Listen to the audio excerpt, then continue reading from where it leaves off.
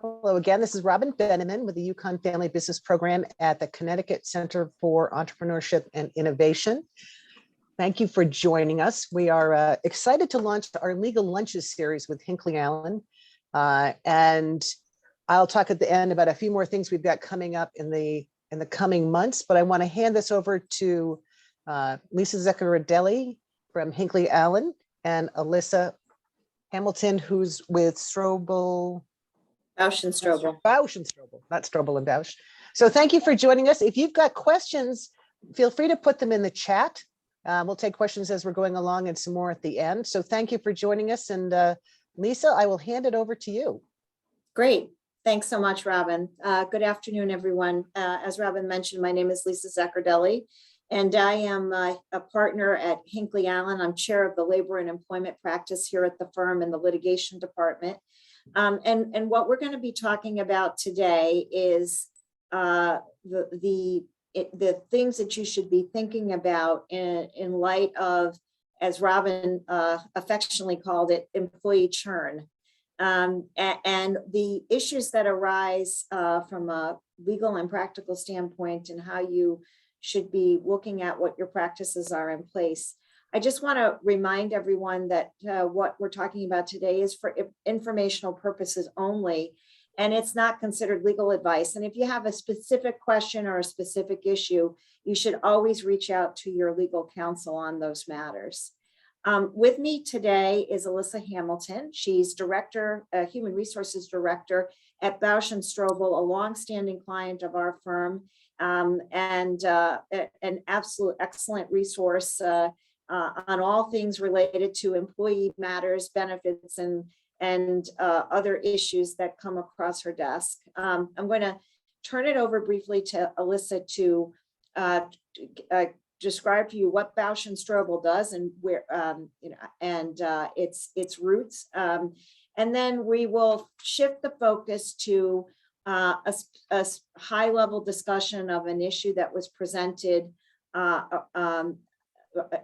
the company and how it was dealt with. And then from that, talk about things that occur when employees leave, either by resignation or termination, and things that you as a company and organization should be thinking about and doing so that you're not caught flat-footed, especially when employees are so quick to leave nowadays and not even provide much of any notice.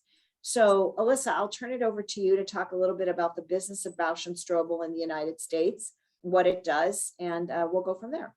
Thank you, Lisa. Welcome, everybody. I am Alyssa Hamilton. I work for Bausch+Stroebel Machine Company. I've been here about 7 years now.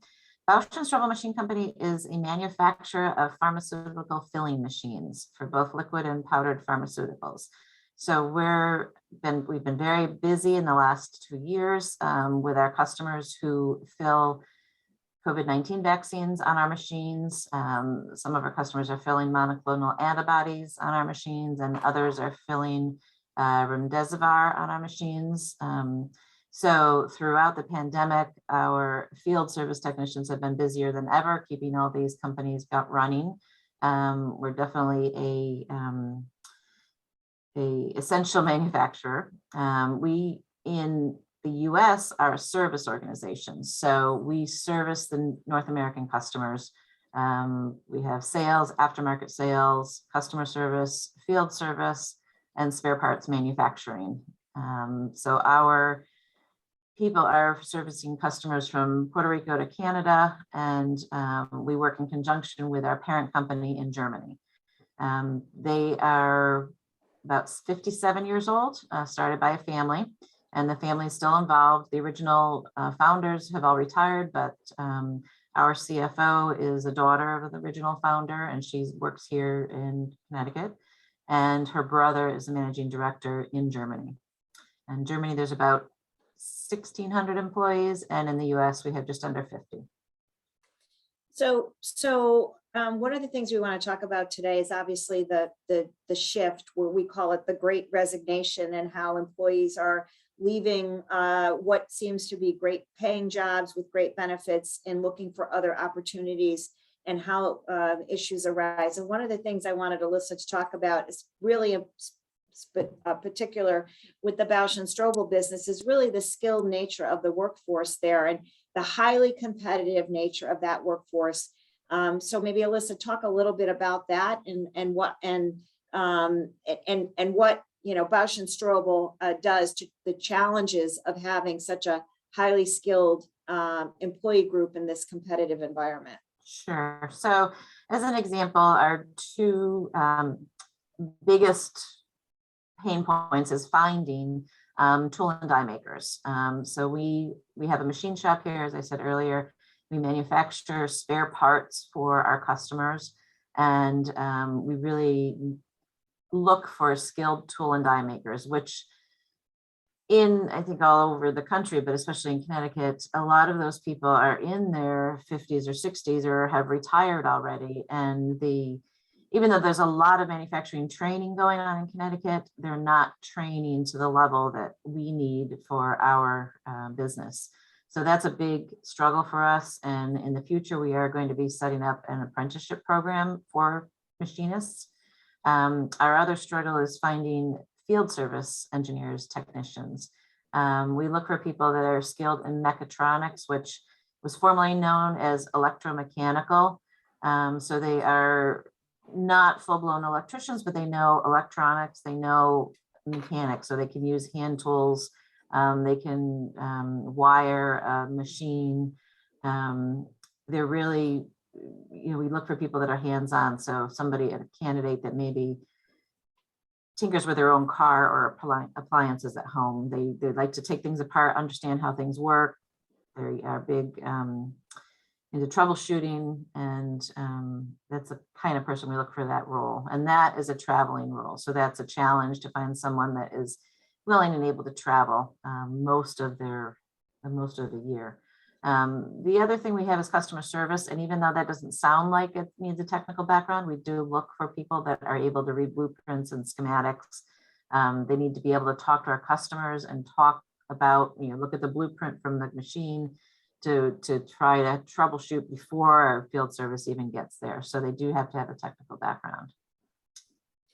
Yeah, and of course, because the highly skilled nature of the workforce and what access they have to, Alyssa, these machines that you're servicing and what the kinds of equipment, this is highly technical equipment. The packaging that they are doing for companies is highly confidential.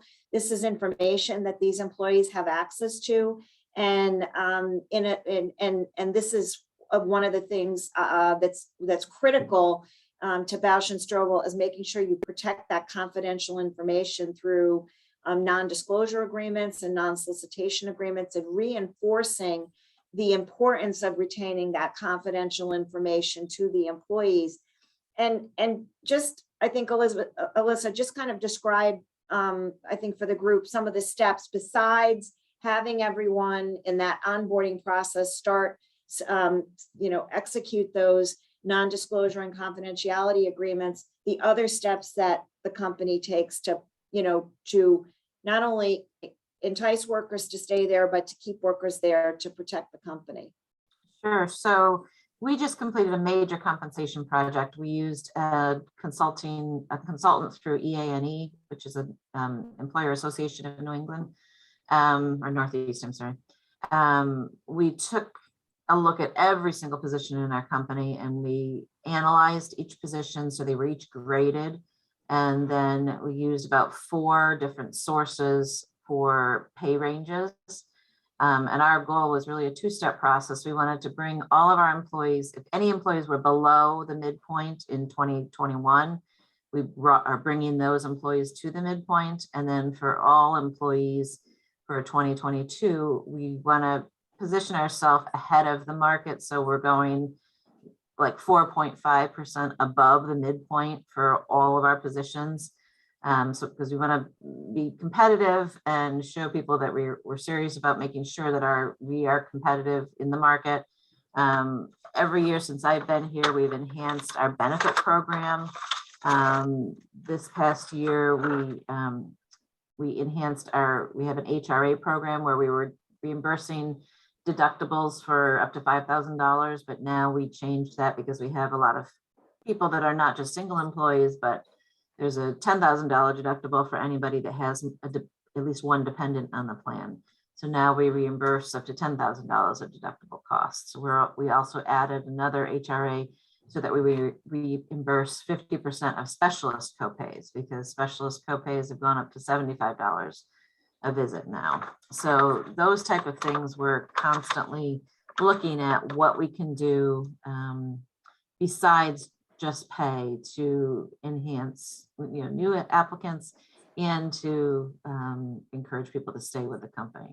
Another small example is we're bringing in lunch. We started that at the beginning of COVID.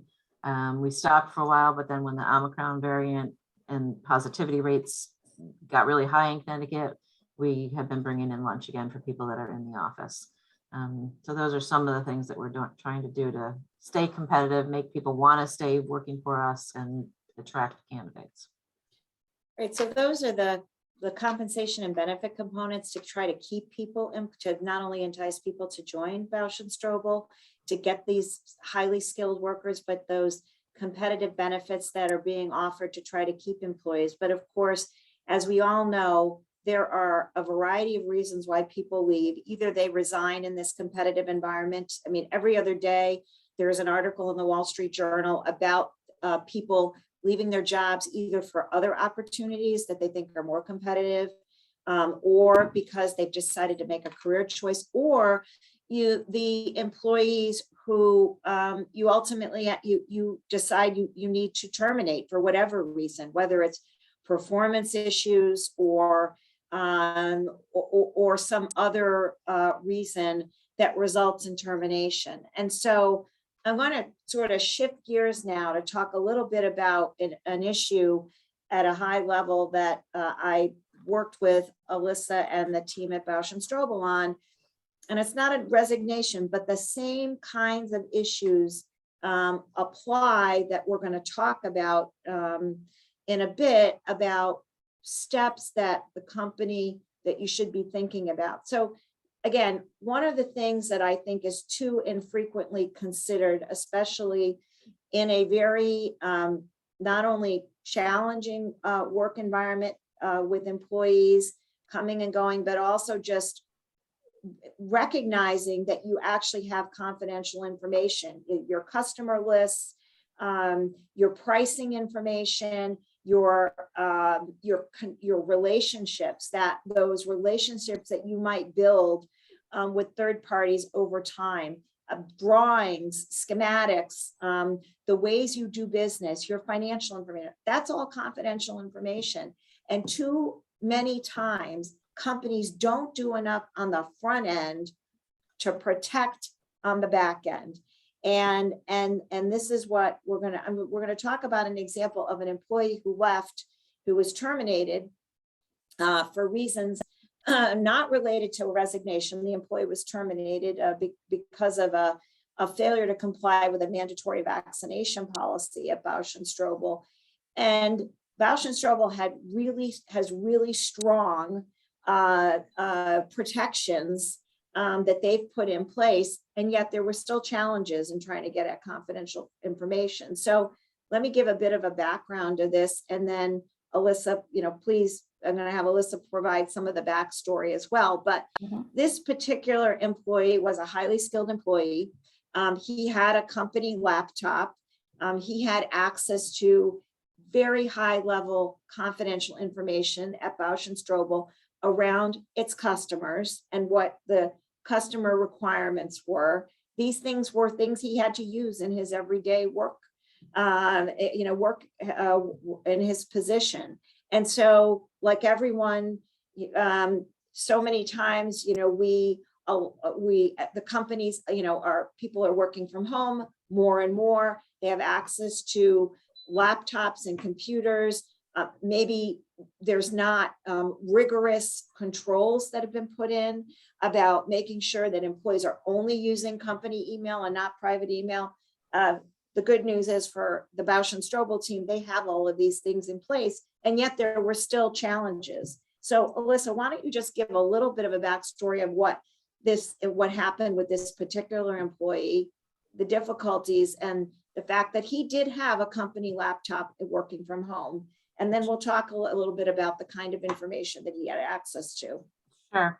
So this employee was a programmer for the machines that we manufacture. So he had access to a portal to our headquarters in Germany. He had access to reach every single company machine can be reached, customer's machine could be reached through these portals. And like I said, he was a programmer. So he potentially could change programs from machines from his laptop. So he was an employee that was refusing to get vaccinated. He did not request any kind of an accommodation for a medical reason or a sincerely held religious belief. He was instead sharing very long emails with links to conspiracy theory websites. He refused to wear a mask. We really enforced, and we still have a mask mandate when people are in public spaces here, and if they're interacting with anybody in less than 6 feet, we're still wearing KN95 masks. We carry them, have them everywhere in the company.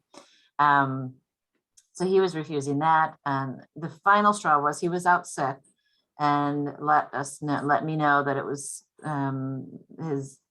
his symptoms were similar to that of what we look at as COVID symptoms. He didn't know if he had COVID because he'd never gone for a test. And our rule, this was when Omicron was a lot more prevalent, just in the last 2 months, in order to return to the office, you have to have a negative COVID test. Well, he was refusing to be tested whatsoever. And, fundamentally, we didn't think that a person with those strongly held beliefs really should have the ability to change programs of our customers' machines. So because he refused to submit to the COVID test and his access to programming, we made the decision to terminate. So he, as I said, still had this computer with him, and he refused to return it. And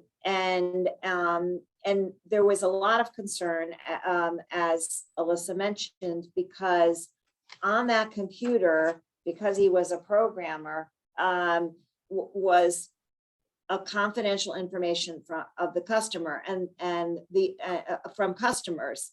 And so including access to information. And there was also some indication that we had some concerns that he might share that information with other parties. And so there was, I will call it coaxing, but there were communications that ultimately I had to send to him to get him to turn over the laptop, because while he might not have had access to the portal that was shut down, he still had information on the laptop that needed to be retrieved immediately. And ultimately he did turn it over, again, with some coaxing.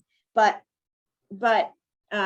if Bausch+Stroebel, for example, didn't have a confidentiality agreement that employees had to sign, so that at least there's something to point to say that this information, you need to turn this information over. Also, if they allowed unfettered access without being able to shut him down to information, that could have been a problem and exposure.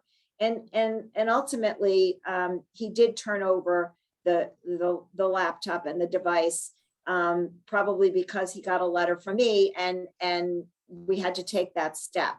But what does that say about in this situation, which was contentious, those situations where maybe you don't think they're contentious because the employee is giving you notice and resigning. And in the interim, that employee is still working, maybe has given a 2-week notice, or maybe is telling you we're leaving right away. So just, and Alyssa, I don't know if you want to add anything else to the story about this particular employee and what we had to do in order to get the information back before I turn to the. Yeah, I mean, it was the letter. I think it was the coaxing, letters from you, and just reminding him of what he was obligated to. What he signed the confidentiality and non-compete agreement. I think finally he realized. So, we started this conversation again by the topic employee churn. And as I mentioned, the Wall Street Journal has reported record number of employees are leaving jobs. They call it the Great Recession and resignation. And why are they leaving? Well, a lot of reasons. Some are terminated, some quit for better pay, better benefits, as Alyssa talked about earlier. There are many ways that companies are looking to try to enhance reasons for employees to stay, but that just sometimes is not enough. Career change. I mean, there have been so many situations where in the last 2 years, especially, where employees just decide that they want to go a different route. Maybe they were working in accounting and now they want to change and go into marketing. Maybe they've decided to make an entirely different career change in order to improve their economic position. For example, teachers are leaving the profession and going into private practice or going into some private employment setting. Sometimes it's actually that the employee isn't getting enough hours. So they're looking for full-time work, even overtime work.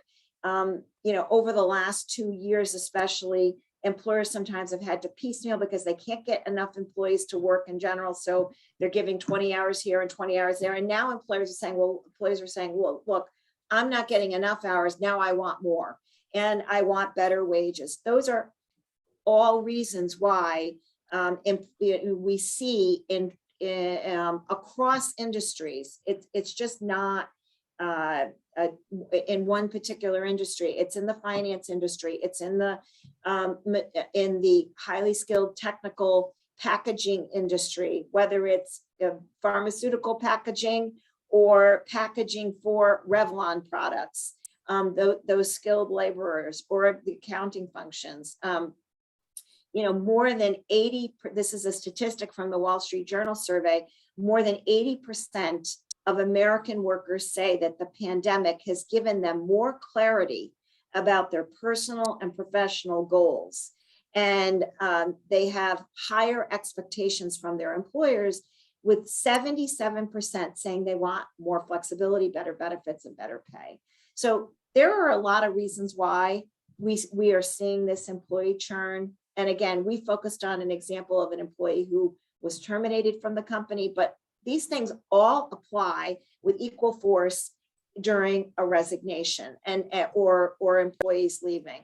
And so given these challenges and the fact that most employers, that many of you don't necessarily have these large IT departments that can constantly check and look to see what employees are doing. So for example, if you are in a large organization, a multinational company, or a company with hundreds and thousands of employees, there are IT departments where people are there just to determine whether or not employees are sending information to a personal device. And a lot of times that might trigger an investigation by that IT department and maybe legal counsel and human resources about why an employee is transferring information from a company device, company account or server to their personal device. But most of you don't have that luxury.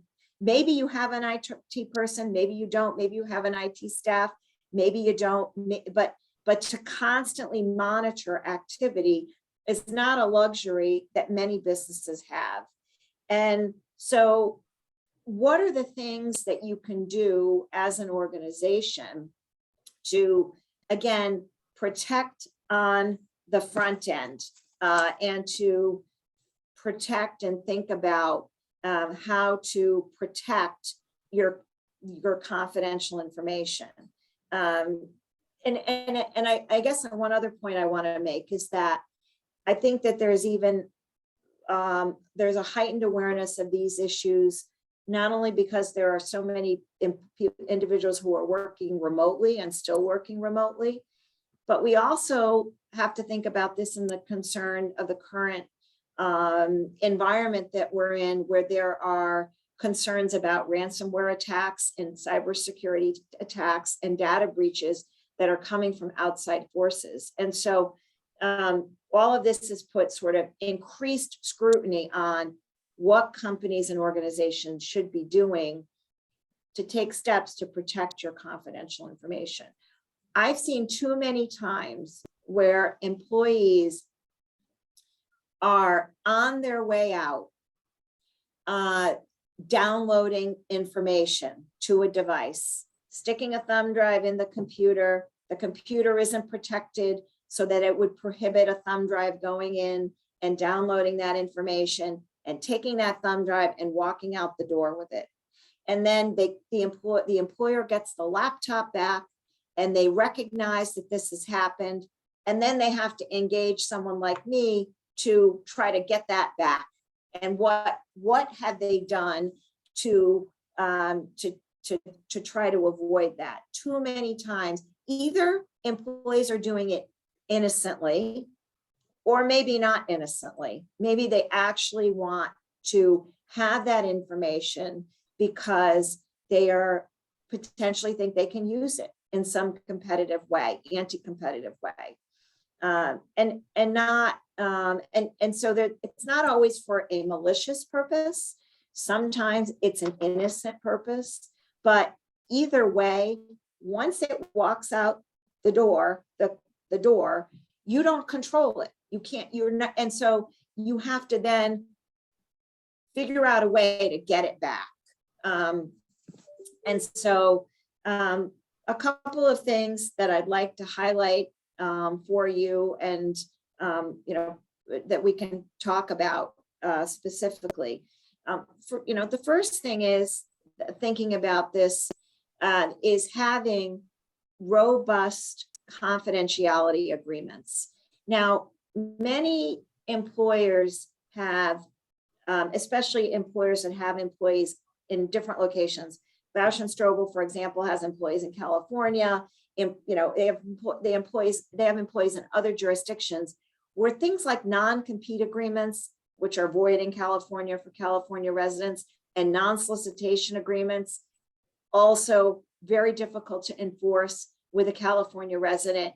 And sometimes employers, even if you're a Connecticut employer where non-compete agreements and non-solicitation agreements can be enforced, shy away from those. Again, maybe there's some concern about getting someone in the door with that kind of document.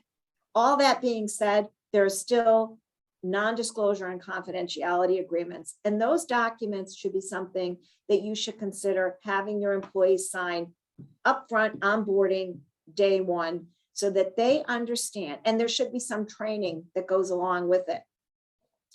And the reason I say that is because that just puts another layer. It shows that the company considers the information confidential, and it shows the company is taking steps to preserve its confidential information. Bausch+Stroebel has a document that employees sign at onboarding, and it provides me, in the event that I would have to challenge the employee who leaves with that information, or if you had to go to the circumstance where you had to sue someone because they took confidential information, at least there's something that I can point to that says that Bausch+Stroebel or any company took steps to preserve and its confidential information. Now, there are laws also in most jurisdictions across the United States that provide protection for the theft of confidential and trade secret information. And trade secrets has a separate legal designation that I won't get into all the permutations about that here today, but it has legal significance. So there is that, there is also that, but showing your employees that you take this seriously through confidentiality agreements is, I think, critical. And Alyssa, I think you would tend to agree that that's really important for your organization. Yeah, so we have the confidentiality agreements in our handbook, but then we have the separate document that has even more details in it. So the other thing is steps to take from a security standpoint. Again, this, what are the steps that you're taking from an IT or security standpoint? And Alyssa, maybe you want to talk a little bit about that from the Bausch+Stroebel perspective, and I can talk a little bit about it generally, but I think it might be, good for the group to hear that. Sure. So we're in a unique situation where our IT department is actually housed in our headquarters in Germany. We do have an IT systems admin person, one person in IT here in Connecticut. So just as an example, we have a pretty heavy duty, I don't know how you describe it, but a firewall that prevents things from being sent. So while we were working with this consultant on our compensation project, she created a document that has macros in it, an Excel document. We couldn't receive that document. Even my general manager, she kept trying to send it to us. She thought she had sent it to us, but we didn't receive it because our firewall was blocking it. So we had to take some steps around that. But so we have a pretty solid IT security plan because it's done in Germany. But we still get spam emails and things that people have almost clicked on, and we're constantly sending examples out. The IT department, the IT admin is constantly sending samples out. This is the type of thing that came in today. Don't click on it. Don't. You'll open us up to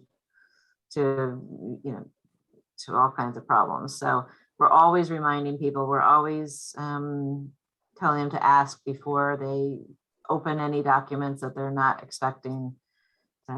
We don't always catch it. I know we did have some type of an infection a couple of years ago because somebody opened a document they shouldn't have, but luckily we.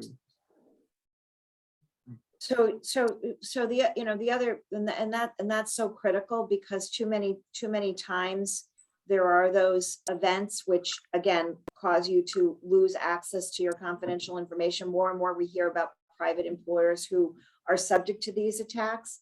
I think the other thing to remember and to be thinking about is making sure your employees not only understand confidential information and that you're protecting it through confidentiality agreements, but also reminding employees that they're not to use personal devices to access company information or send company information to personal email accounts. That happens pretty frequently, I think, and that makes it more difficult to know what's going on. So having a robust policy around that is important. Of course, it has to be enforced.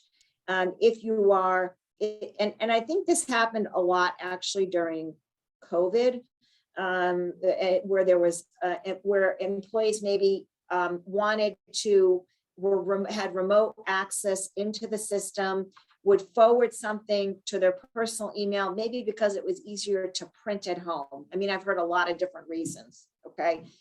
But ultimately, if someone has a company issued laptop that goes right into the server, or they have remote access, there really should be no reason to send something to a personal email account. There really shouldn't be. And if that's happening with any frequency, again, you lose control of the data, you lose control of the information. And so that's something to just think about when you have your policies that are in your handbook, or you have these non-disclosure agreements. The other thing to be making sure is that passwords when that two accounts. So if you have someone who is utilizing or has access to a particular customer account that's password protected, and you as the company don't know what that password is, and the employee leaves, you're flat-footed. How are you going to get into that account? So it's important to consider holding on to passwords. The other thing that you should be thinking about, again, along the idea that, you know, people can come and go, is just look at, I use the word audit your company's computer and document retention systems. So again, you might not have a really expansive policy, document retention policy, computer systems policy, but a lot of times, as I mentioned, employees who are leaving and going to a competitor, and maybe there's no non-solicitation agreement or no non-compete agreement, decide for some reason that it's still okay to download your company's information, the goodies, the things that they may want to use in the days and weeks leading up to their resignation. And there are ways that you can put certain controls in. You can limit access to sensitive information to only certain key employees, or you can cordon that off. You can make sure that you create a document retention policy and distribute that policy. You can provide backup, make sure you have backup, even when employees try to delete or wipe their devices clean. And it's really important to check capabilities now on that. And Alyssa, I don't know if you have anything to add on those points from an IT perspective, but I know that you know, certain employees have certain access at the company to all, like you say, at all levels of information, and other employees don't. I think that's really important. Mm-hmm. Yeah. Go ahead. I was just going to say, the way our servers are set up is very different. So people are in like silos. So, you know, somebody from customer service wouldn't have access to what people in field service have access to. Their user login credentials just don't get them to that information. So that's part of the way they protect data. So the other important point is, when you have an employee resignation or termination in either event, even in a friendly, what you think is a friendly resignation, it's important to remind the employee in that exit interview or exit discussion, when the employee comes to you and says, hey, I'm taking another job, I'm leaving in 2 days, just remind the employee about the agreement that they signed, that the company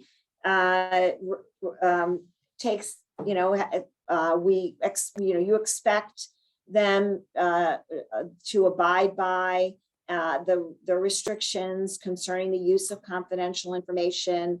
Remind employees that the company takes that seriously, even in a friendly circumstance. It's important to send out those and let people be reminded of that in that exit process. And then the other sort of final thought that I have on this issue is really manage mobile and electronic devices that are used for company business. Again, reminding employees that it is expected that they would be working off of company issued laptops, company issued mobile devices. And in that resignation process, if the employee says, well, I'm going to be, I'm giving you a 2-week notice, you need to think about, well, do you want that employee to continue to have access to the information that he or she has access to during that 2 weeks? Have you made a transition plan for the employee to get the computer over, transition the mobile device? All of those things are steps that you need to take, even, as I say, in the most friendly resignation. Alyssa, I don't know if you want to add anything on that point. We just had somebody resign that was a friendly resignation, but then we find out later that they are going to one of our competitors. So, we asked that person to, anything that was on their laptop. He did have some personal files that he saved on his laptop that he wanted, or saved on our server. So he had to work with our IT department to transfer those files back to him, because when he announced his resignation, they actually cut off his access to the servers. And then he requested his personal data. So our IT person went through and made sure that it really was personal. There was nothing there that was company confidential information. So that was just a more recent thing we had. So I think, I'm happy to open up to questions or discussion. To talk about any of these issues or any questions. I know it's there's some time here to do that, so happy to. Or if anyone wants to tell their own story, we can certainly love to hear, talk through those as well. So I have one question that came through on one of my chats is, how explicit do you make the conversations around trade secrets, and how explicit do you make it up front when you're getting people to sign it so they understand what the context is of why you're doing it and why it matters?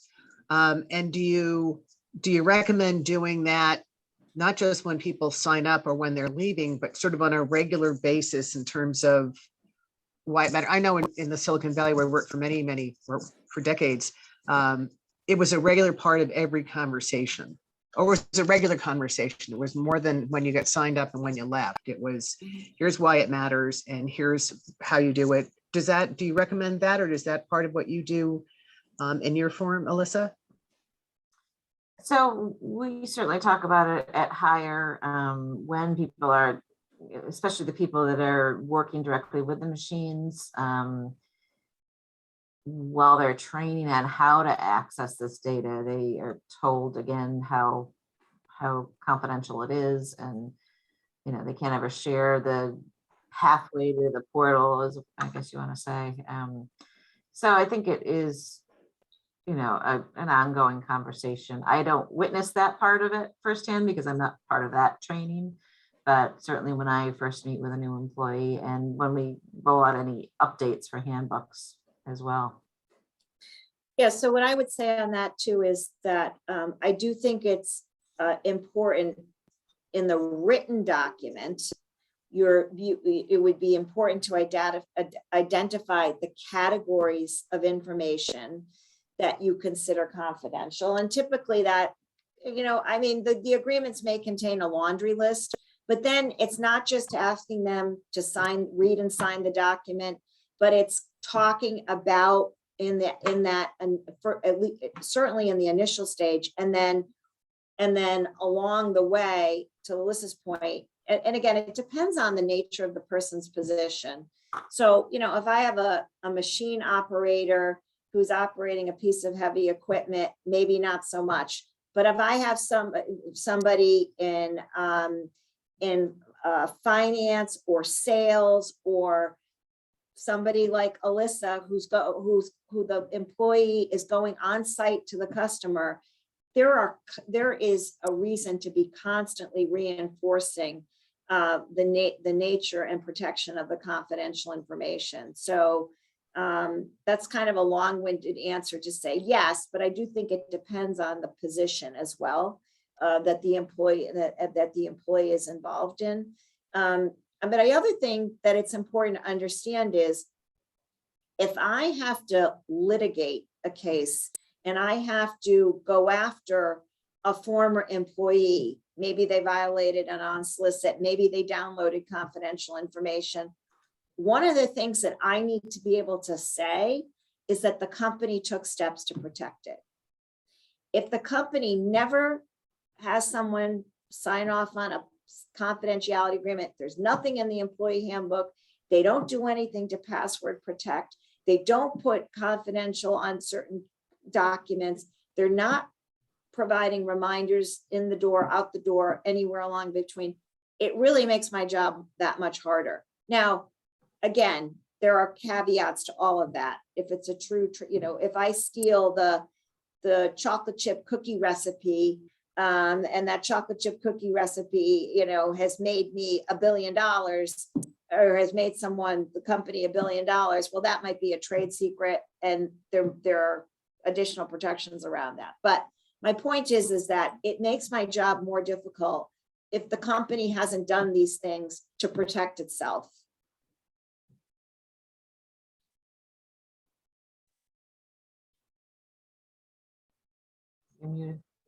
Robin, I think you're on. Sorry, you're right. There are different levels, the folks that are maybe doing janitorial work at a different level than the folks that have access to the crown jewels, if you would. Correct. Yeah. And so regular conversations at different levels help.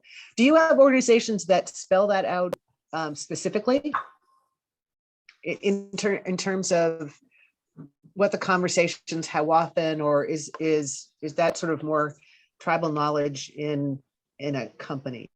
So I'd say in a small company, it's just, you call it tribal knowledge. I'd say in larger organizations, it's more, there's more of a process involved, and there's just more resources to devote to it. Right. And so I just think, from in smaller organizations, it's just trying to maintain these key points to implement, because it will provide, some assistance to you in the event that the employee leaves and tries to, access this information.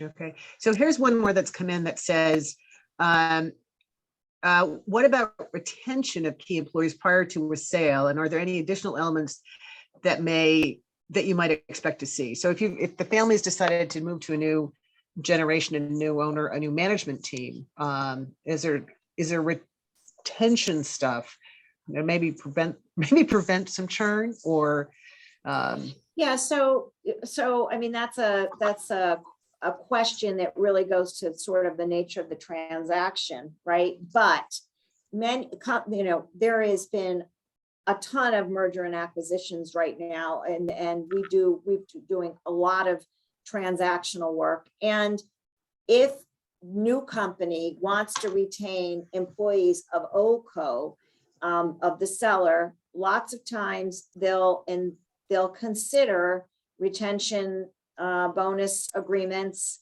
some kind of retention agreement to allow for that transition. The other thing that you have to remember and be thinking about is that confidentiality? Maybe you do have a non-compete and non-solicitation agreement. Is that going to carry over to new co? I mean, those are all considerations that the transactional folks would be thinking about. But I would say that retention bonus agreements are being utilized more frequently to try to incentivize employees to stay on. Many times in these transactions, new company needs to keep those key employees. Like, they can't have them leave to go somewhere else. That actually might be a consideration for the transaction. And so, and if we had one of our corporate partners on, I'm sure he would explore that further. But that's a lot of times really critical to getting the transaction to be completed. And so those kinds of incentivized compensation schemes to, keep good employees on board are something that, we utilized in recent transactions. And I would assume they're also looking at, to your point about how well have you protected your trade secrets. They've got to be looking at your process, your documentation, all those sorts of things. Absolutely. Because that's really the place where employees might decide to jump ship and make a decision. Hey, I don't want to work for these new owners. I don't want to go into this, if they know, and sometimes it depends again, but there is that consideration, and you really need to be doing, again, the due diligence. Like, what is that? These are all things that make your business stronger. I think sometimes, too many times, employers look at this and say, I'm going to upset the employee. Well, ultimately, your business is as strong as the information that you have in it. And if that information goes away, it hinders the operation. And so that, and really in this day and age, employees understand confidentiality and non-disclosure agreements. They understand the needs for companies to protect business.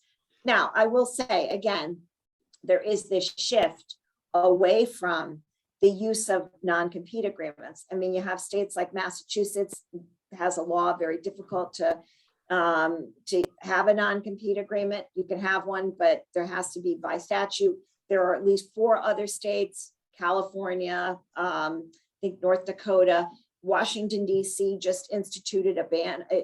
Come April 1st, there'll be a ban on non-compete agreements. So there is a shift away from that because sometimes employees get turned off by that and people coming into the organization. But there are still other legal devices. Non-solicitation clauses are still generally enforceable in many jurisdictions. California, not so much, but generally speaking, they're still enforceable. And so that's another way to just help protect your business. So, but you can have if you don't have a non-compete, you can still have arrangements or protection where your employees can't take your customer database, your customer database, your trades, your trade secrets, your marketing data, things like that. That's still allowable even in those states, correct? Absolutely. And again, so there's different, what we call, the legal term is restrictive covenants, but confidentiality is separate as a separate restriction. And that, of course, both from a legal contractual document that the employee signs to the law, then the particular, in most states, protects that information. Well, that's perfect. Alyssa, anything to add from your side before we talk about what's coming up in the next couple of months? I was going to just mention one other thing we did back going to retention. We've just initiated, it's going to be starting at the end of the month, a new online skills learning database. So it's going to be rolled out to management team first to start using it, but then it's going to be available to all of our employees for job targeted related skills, but also they're going to be able to use it if they want to learn something on their own time. So I think that's going to enhance some loyalty or some employee appreciation. Yeah, that's a great idea. Mm-hmm. Yes, coming from an educational institution, we love that. So that's terrific. Well, thank you so much, Lisa and Alyssa. I really appreciate this. Appreciate getting our first legal lunches thing. As I've said before, we've got this recorded, so we'll add that up to our website. There are several folks that wanted to join and sent messages earlier today saying they weren't available. So we'll get that up on the website so folks can look at it.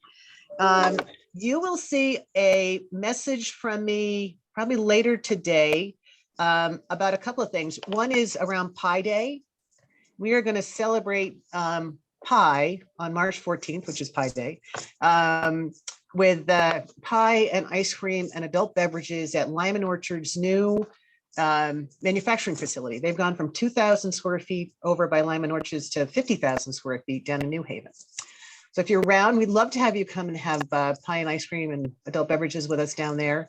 There'll be a registration link for that. We also are sending out in that there's a link for a Food Innovation Center survey. We're working with the College of Agriculture, Health and Natural Resources on the opportunity to create a food innovation center for existing and new food manufacturing businesses. So we're looking for what people might be interested in help for that. It's for either new products or products you've brought, you want to get into new markets. So we'll send you that. If you know anybody in the food manufacturing space, please feel free to share that. We've got legal lunches coming up the beginning of June and the beginning of September, and you'll get notices on those with Hinkley Allen. And We also have a timely topic series, and our next one is on the 9th of March. It's next week, and it's on productivity. Nothing wrong with being more productive, as we're all sitting home, or less and less of us sitting home in our pajamas, being able to have all the time in the world to be on the phone. If there's no more questions, I will thank you again and give you one more second in case someone's got a question or something they want to add. No, we're good. Well, so thank you again from the Connecticut Center for Entrepreneurship and Innovation and from the Family Business Program. Thanks for joining us. I hope you have a lovely afternoon. Thank you. Thank you.